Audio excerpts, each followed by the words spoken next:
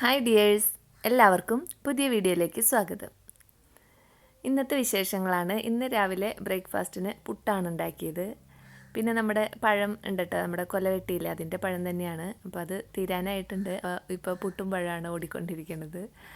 അങ്ങനെ പുട്ടും പഴമൊക്കെ റെഡിയാക്കി, കുറച്ച് ചായയൊക്കെ ഉണ്ട്, ഇനി കുറച്ചുകൂടി ഉണ്ടാക്കണം. അങ്ങനെയൊക്കെ റെഡിയാക്കി കഴിക്കാനായിട്ട് പോകാം കേട്ടോ. പിന്നെ ഇന്നാണെങ്കിൽ ഇവിടെ നമ്മുടെ മുറ്റത്തുള്ള മരങ്ങളൊക്കെ നന്നായിട്ട് വളർന്ന് വലുതായി. മുകളിലാണെങ്കിൽ ലൈൻ കമ്പി ഉണ്ട്, ഞാൻ പറഞ്ഞിട്ടുണ്ട് കേട്ടോ ഇതിന് മുമ്പത്തെ വീഡിയോയിലൊക്കെ. അപ്പോൾ ഒരുപാട് ഹൈറ്റിലേക്ക് നമുക്ക് ആ മരങ്ങളൊന്നും വിടാൻ പറ്റില്ല. അപ്പോൾ അത് കാരണം കൊണ്ട് മരം വെട്ടാനായിട്ട് ആൾ വന്നിട്ടുണ്ട്.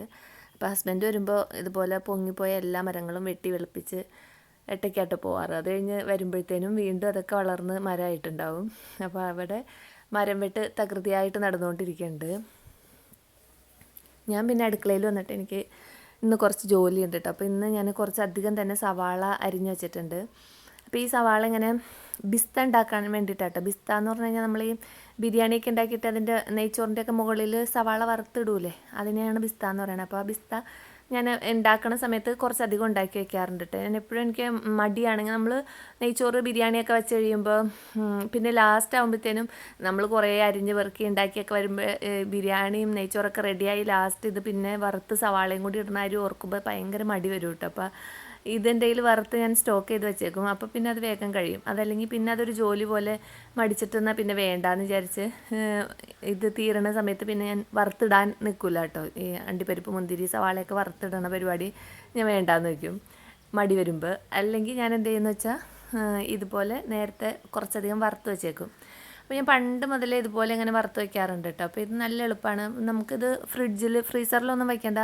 ഇത് വറുത്ത സവാളയല്ലേ, പുറത്ത് ഫ്രിഡ്ജിൽ വെറുതെ വെച്ചേർന്നാൽ മതി. അത് തീരണനുസരിച്ച് അടുത്തത് വറുക്കാം. അപ്പോൾ ഇത് നെയ്യും ഡാൽഡയും വെളിച്ചെണ്ണയും മൂന്നും കൂടി എടുത്തിട്ട് അതിലാണ് ഞാനിങ്ങനെ ഫ്രൈ ചെയ്തുകൊണ്ടിരിക്കുന്നത്.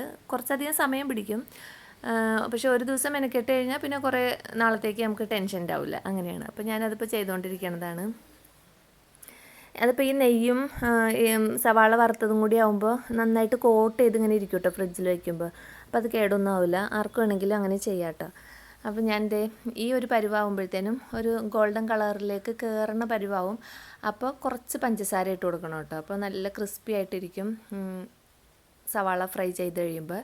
അപ്പോൾ അതിന് വേണ്ടിയിട്ടാണ് ഒരു നുള്ളു പഞ്ചസാര ഇട്ട് കൊടുക്കുന്നത്. ഒരുപാടൊന്നും ഇട്ട് കൊടുക്കരുത്. എന്നിട്ട് നമ്മളത് വറുത്ത് കോരി കഴിയുമ്പോൾ ഇങ്ങനെ ഒട്ടിപ്പിടിച്ചിരിക്കും പോലെ നമുക്ക് തോന്നും കേട്ടോ. അതിങ്ങനെ പാത്രത്തിലേക്ക് മാറ്റി കഴിഞ്ഞിട്ട് ഇപ്പോൾ നമുക്കൊന്നും ചെയ്യാൻ പറ്റില്ല, നല്ല ചൂടാണ്. കുറച്ച് സമയം കഴിഞ്ഞ് ഇതിൻ്റെ ചൂട് മാറി കഴിയുമ്പോൾ നമ്മുടെ കൈ വെച്ചിട്ട് തന്നെ ഇങ്ങനെ വിടർത്തി ഇട്ട് കൊടുത്താൽ മതി. അപ്പോൾ അത് ഓരോന്നായിട്ട് വിട്ട് കിട്ടിക്കോളും. അപ്പോൾ അങ്ങനെ ആദ്യത്തെ ട്രിപ്പ് വറുത്ത് മാറ്റി വെച്ചിട്ട് ഞാൻ ഇപ്പോൾ രണ്ടാമത്തെ ട്രിപ്പ് ഇട്ട് കൊടുത്തതാണ്. ഇനി ഇത് ചൂടാറി കഴിയുമ്പോൾ എടുത്ത് ഞാൻ കണ്ടെയ്നറിലാക്കിയിട്ട് ഫ്രിഡ്ജിലേക്ക് വെച്ചേക്കും. പിന്നെ ആവശ്യത്തിന് കുറേശ്ശെ എടുത്താൽ മതി. അപ്പോൾ അതാ സവാള ഫ്രൈ ഒക്കെ റെഡി ആയിട്ടുണ്ട്. അപ്പോൾ അതൊക്കെ മാറ്റി വെച്ചിട്ടുണ്ട്. അപ്പോൾ ഇന്ന് കുറച്ച് മട്ടൺ കിട്ടിയിട്ടുണ്ട്. അപ്പോൾ ഇന്ന് മട്ടൺ ബിരിയാണി ഉണ്ടാക്കാൻ വേണ്ടിയിട്ടാണ് ഞാൻ ഇതൊക്കെ രാവിലെ തന്നെ ചെയ്തുകൊണ്ടിരിക്കണേ കേട്ടോ. അപ്പോൾ മട്ടണൊക്കെ ഞാൻ നന്നായിട്ട് കഴുകി ക്ലീനാക്കി കൊണ്ടുവന്ന് വെച്ചിട്ടുണ്ട്. പിന്നെ നമ്മളാണെങ്കിൽ നേരത്തെ തന്നെ ഒരു ബിരിയാണി മസാല ഉണ്ടാക്കുന്ന വീഡിയോ ഞാൻ ഇട്ടിട്ടുണ്ടായി. അങ്ങനെ ബിരിയാണി മസാല ഉണ്ടാക്കി സ്റ്റോർ ചെയ്യുകയാണെങ്കിൽ നമുക്ക് ബിരിയാണി വയ്ക്കാൻ നേരത്തെ എളുപ്പമായിരിക്കും എന്ന് പറഞ്ഞിട്ട്. അപ്പോൾ അതിനകത്ത് സവാള, പച്ചമുളക്, ഇഞ്ചി, വെളുത്തുള്ളി എല്ലാം നമ്മൾ ഒരു ബിരിയാണിക്ക് വേണ്ട ഫുൾ മസാല നമ്മൾ റെഡിയാക്കി വെച്ചേക്കണതാണ്. മല്ലിയില, പുതിനയില എല്ലാം ചേർന്നേക്കണതാണ്. അപ്പോൾ ഈ സവാള വറുത്ത് മാറ്റിയ അതേ ഓയിലിൽ തന്നെ കുറച്ച് പട്ട, ഗ്രാമ്പു, ഏലക്ക, പെരുംജീരകം ഇതൊക്കെ ഇട്ട് ഒന്ന് ഫ്രൈ ആക്കിയിട്ട് ആവശ്യത്തിന് വെള്ളവും കൂടി ഒഴിച്ചിട്ട് ആ വെള്ളം നന്നായിട്ട് തിളച്ച് വരുമ്പോൾ ഉപ്പ് ഇട്ടിട്ട് നമുക്ക് അരിയിട്ട് കൊടുക്കാം കേട്ടോ വേവിക്കാനായിട്ട്. അപ്പോൾ അത് അരിയിട്ട് ഇളക്കി കഴിഞ്ഞാൽ അതൊന്ന് നന്നായിട്ട് തിളച്ച് വരുമ്പോൾ അതിലേക്ക് ഒരു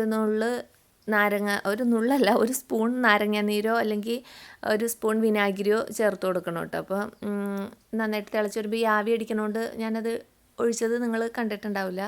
എന്നിട്ട് നന്നായിട്ട് ഇളക്കിയിട്ട് മൂടി വെച്ച് ചോറ് വേവായിട്ട് വരട്ടെ. അപ്പോൾ ഞാനിപ്പോൾ ഒരു ഗ്ലാസ് അരിക്ക് 2 ഗ്ലാസ് വെള്ളം എന്നുള്ള കണക്കിനാണ് എടുത്തേക്കണത്. എന്നിട്ട് ആ വെള്ളം ഒന്ന് വറ്റി റെഡി ആകുമ്പോൾ തന്നെ ചോറ് എന്നാൽ വേവായിട്ടുണ്ടാവില്ല, എന്നാൽ 3/4 വേവോളം ആയിട്ടുണ്ടാവും. ആ ഒരു പാകമാകുമ്പോൾ ഞാൻ തീ ഓഫ് ചെയ്യും കേട്ടോ.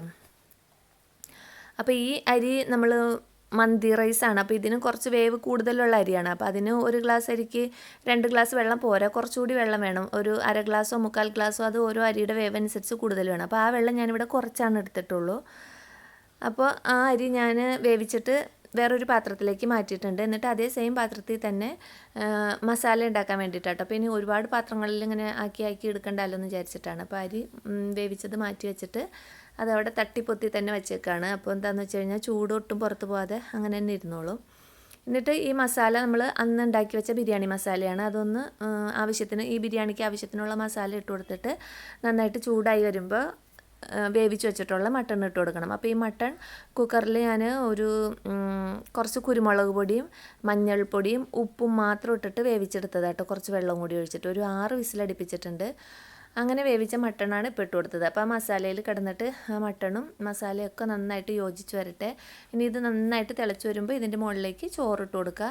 എന്നിട്ട് അതിൻ്റെ മുകളിലേക്ക് കുറച്ച് നമ്മൾ ഫ്രൈ ചെയ്ത സവാളയും മല്ലിയിലയും പുതിനയിലയൊക്കെ ഇട്ട് കൊടുക്കാം കേട്ടോ. അപ്പോൾ ഇത് ഒറ്റ ലെയറിനുള്ള കുറച്ച് ബിരിയാണി ഞാൻ ഉണ്ടാക്കണുള്ളൂ. അപ്പോൾ അല്ലെങ്കിൽ നമുക്ക് ഇടയ്ക്കിടയ്ക്ക് ലെയറാക്കി എടുത്തിട്ട് അതിനകത്തേക്ക് ഓരോ പ്രാവശ്യം സവാള ഫ്രൈ ചെയ്തതും മല്ലിയിലയും പുതിനയിലയൊക്കെ ഇട്ടിട്ട് വീണ്ടും റൈസ് ഇട്ട് അങ്ങനെ ലെയറാക്കി എടുക്കാം. ഇതിപ്പോൾ ഒറ്റ ലെയറേ ഉള്ളൂ.